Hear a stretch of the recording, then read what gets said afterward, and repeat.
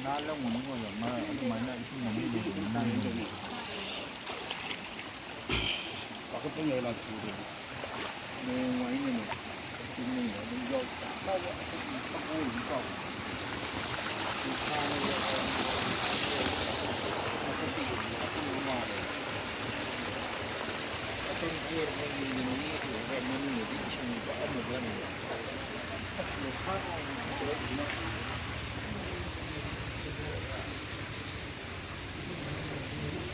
Saan yan malipokar kan?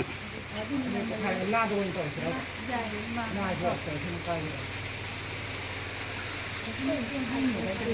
khai bữa đi nhà mấy dạng thôi đi tập tu chưa ông đi chưa tập khai gần này Insing gitu kira-kira. Kita nih jam berapa?